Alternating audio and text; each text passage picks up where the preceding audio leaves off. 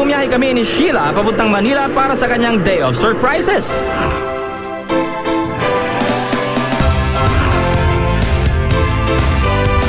Kasama ko na ang ating day of winners na bumiyahe pa ng bonggang-bongga from Boracay to Manila. Wow! At eto, si Sheila at kasama kanyang friend na si Rachel. At ngayon naman, nandito kami ngayon sa isang bonggang-bonggang salon sa Tony and Jackie. At kasama ko ang may-ari mismo, si Mr. Sky Park. Hi. Hello, sir. Hi.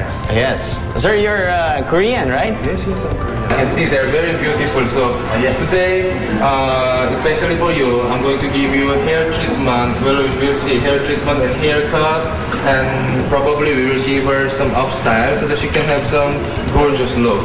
At the same time, one of the hairstylists, who is Jeannie, will give her makeup, and who is Tony. Sheila, are you ready? Yes, I'm ready. Wow. How about you, Rachel? You ready? Ready. Ready. Okay. Kung ganon, umpisahan na natin. Pero bago kiss nyo muna si Tita. Puro ka talaga kalokohan, Tekto. Para-paraan sa mga pretty girls.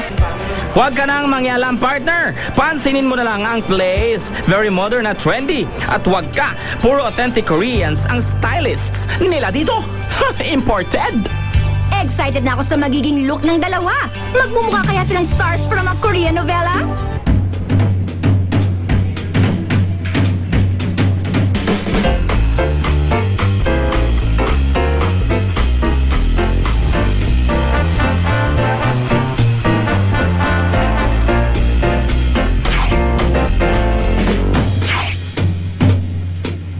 Sheila, hi.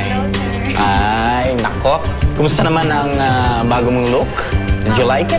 Yes, sir. I like it. And how about you, Rachel? Feeling ko, sir, nasa magazine. Oh, kita mo? Feeling niya raw nandun siya sa magazine. Naku, bonggang-bongga ito.